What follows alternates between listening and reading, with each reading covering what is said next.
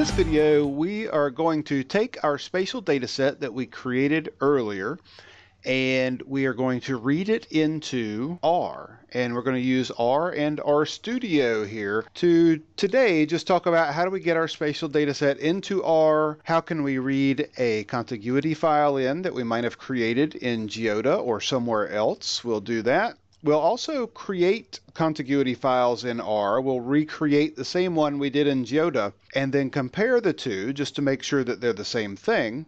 And then we'll calculate a Morans I. So we're not going to get into anything too deep today, but I want to try to make sure that you're comfortable with R and you know how to get your data in. And two packages we'll be using in R are spdep and rgdal, and I'm going to show you all about that. If you've been following along, get your spatial data set that we have created earlier.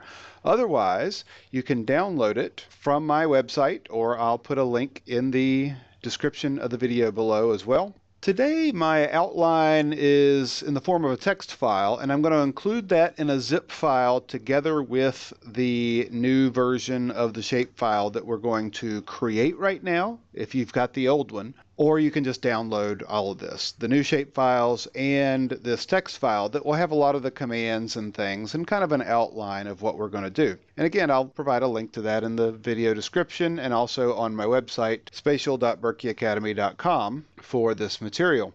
For the benefit of the people who've been following along this course, let's open up what we did before. So we created this spatial data set by opening up a shapefile. We edited it down to where we only had North Carolina and Virginia counties in there. We added some other data in there using QGIS, and then we played around with that data in GeoDa. Now, here's the problem. We're going to bring this data into R, and I should have thought about this before, but having a space in your name of your shapefile creates problems with some of the R packages. So let's take care of that now. The easiest way to take care of that, and we're going to recreate our queen contiguity file that we created before in GeoDa. The easiest thing to do would just be to open this up in GeoDa. So let me open GeoDa here and move our toolbar over here. And I'm just going to drag this shapefile in here, and that creates a map. What I'm going to do first is I'm going to just tell GeoDa that I want to save this as a new name, and I'm just going to name it NCVACO and omit this last part. I've found that having a space in the name causes problems. So let's just say File, Save As. We're just going to save it as a shapefile, and we're going to save it in the same folder here. So let's just call it ncvaco.shp. It'll automatically add the SHP, but I'll type it there anyway. So here are our set of files that are that shapefile. Now let's close this, reopen it in GeoDa, and then recreate our queen contiguity file real quickly here. So let's just close GeoDa here and open it back up. There are other ways you could do it, but it's just as easy as anything else. And we can just drag that shorter, more compactly named shapefile here. And it opens the same map. And let's just recreate that queen contiguity file by clicking on the W, create. And we have to select the ID variable, which we've been using FIPS. And select queen, and then we'll save that as NCVACO gal. But again, just give it some kind of name to where we know it's the queen version.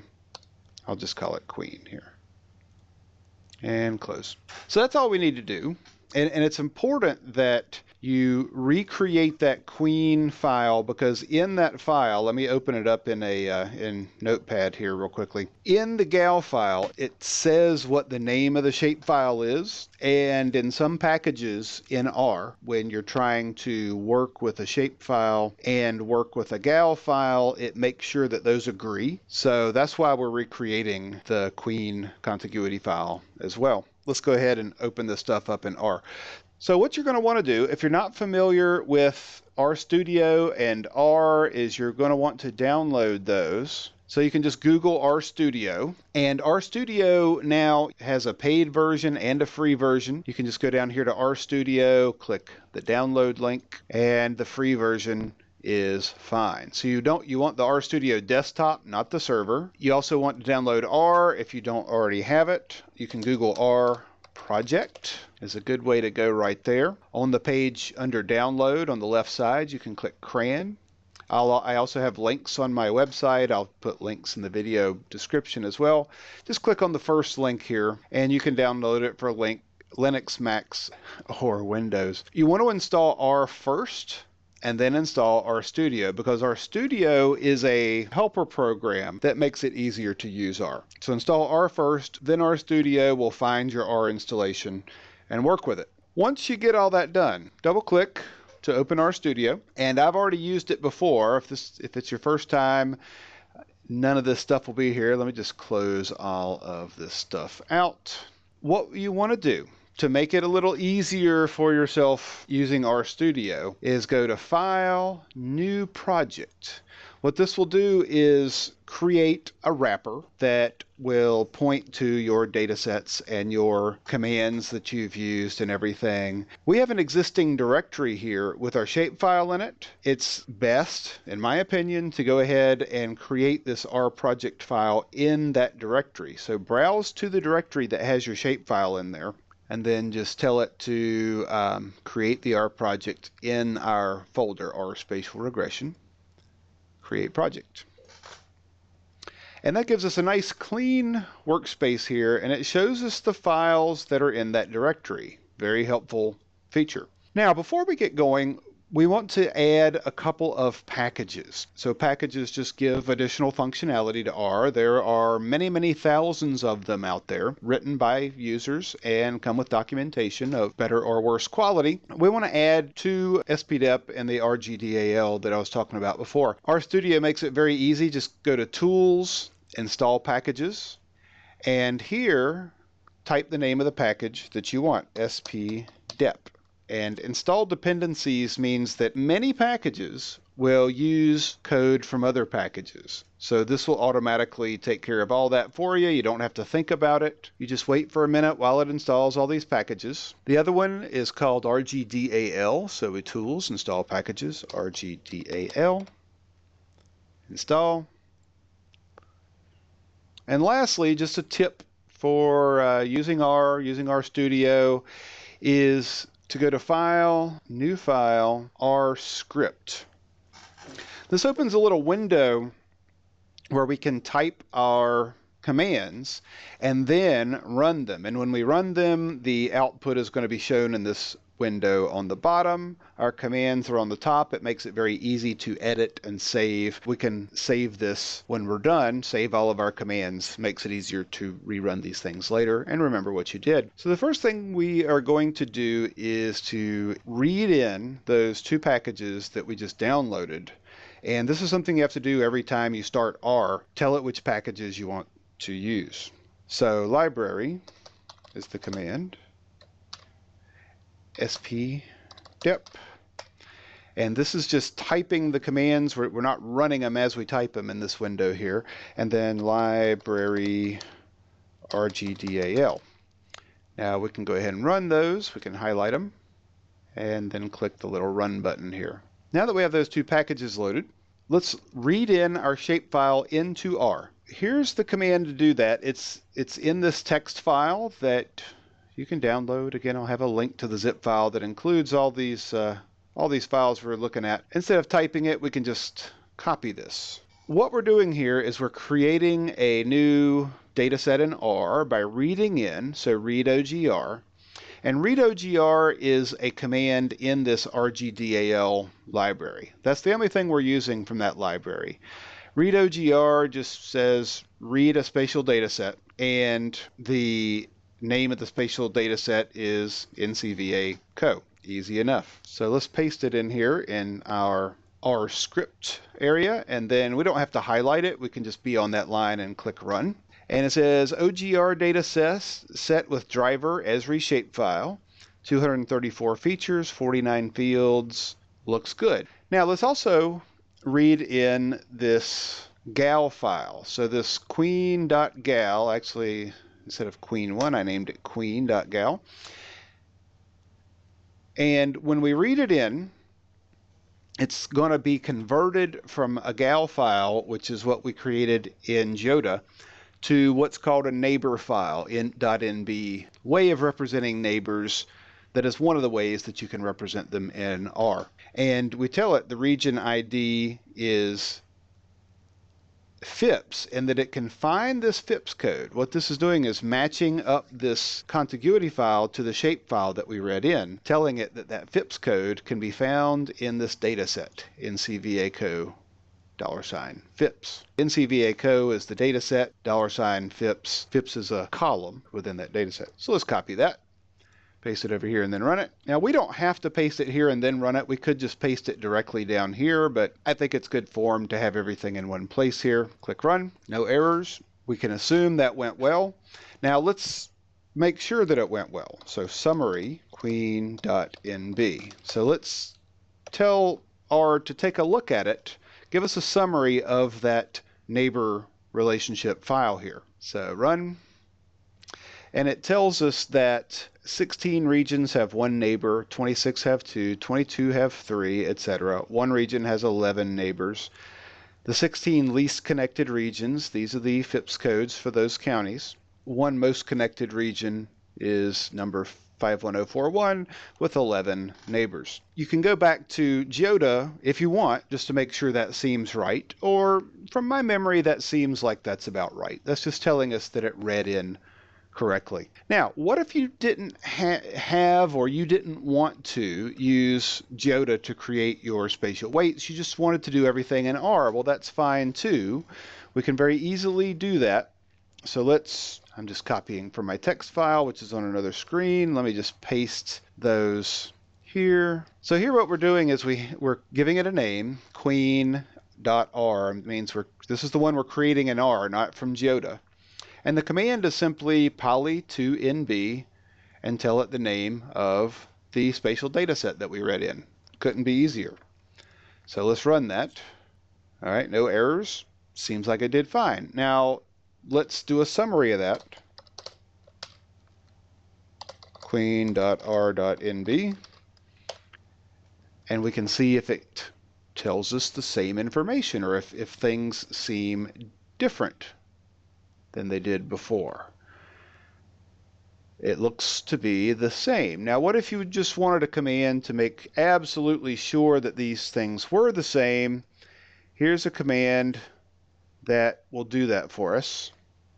So again, instead of typing all this, copy and paste it from the text file. So isTRUE all.equal, and then we put the two neighbor relationship objects in R here, and it checks to see if they are all equal. And it tells us true. So that tells us, and again, if you're not convinced, you can do a summary of each. And the average number of links being 4.837607 in each of these is pretty convincing that they're identical. That what GeoDa did to create the neighbor file for the queen relationship is the same as what R is doing. Now, you can create other kinds of nearest neighbor files as well. You can do k-nearest neighbors, you can do rook, etc. Let me give you an excellent reference. Let me show you real quickly, and then we'll do one last thing in R. And I have a link to this in the document as well. This is CRAN Task View Analysis of Spatial Data. Roger Bivand is the guy in R who has created so many of these spatial data analysis tools. He created this little website that gives you a rundown of, certainly not all, but many of the different packages in R that can be used for different kinds of spatial data analysis and mapping. Go here. This is going to be something that I'm sure that Roger updates every once in a while. So he updated this last May 2017. So it's going to be pretty updated here. A great resource to show you a lot of what can be done with a lot of these packages out there. I'll make some additional videos showing you some of the things that R can do with mapping and spatial data analysis. And of course, the goal of this course is doing spatial regressions, and that's what we'll hop into in the next video. But we're going to do one last thing in this video, since it's getting long. We're going to do a Morans I. However, before we do that, let's change one thing that we should have done up here. When we created this queen neighbor function here, we should have told R what we want that ID, region ID variable to be, so that we can be consistent all the time when we're doing that. What we want to do is add one little part here in this command and tell it that the row names are NCVACO FIPS, kind of like what we did before. So let's run that again. Oops, typo. And that's one of the benefits here, is you're going to make typos all the time. Makes it very easy to go back and edit and just run it again. Okay, so let's do our Morans I. For computing Morans I, you need 4 inputs into the function. Let me just kind of type what those are here so that you kind of get an idea of what's going on. So moran is the command in R. The first thing it wants is the variable that you want to calculate the Morans I for. And the second thing is it wants a neighbor relationship that you want to use to calculate the spatial correlation. And it's a kind of spatial relationship structure called a listw. Very easy to convert from what we have here, this neighbor file, into a listw object. And the third thing it wants is how many total regions you have. So number of regions. And then the second thing it wants is the number of, the total sum of all the weights. Sum of weights. Now, since our weights are row standardized, the number of regions and the sum of the weights are going to be the same thing, 234 in this case. Now, if you don't know that off the top of your head, then there are some easy ways around this. So basically, what we want to do here is moran. The variable we want to use is NCVACO sales per capita. And one of the great things about RStudio is as you're typing this, it starts to highlight what the variables are. So you type S, it lists the variables that are in that data set. So sales PC.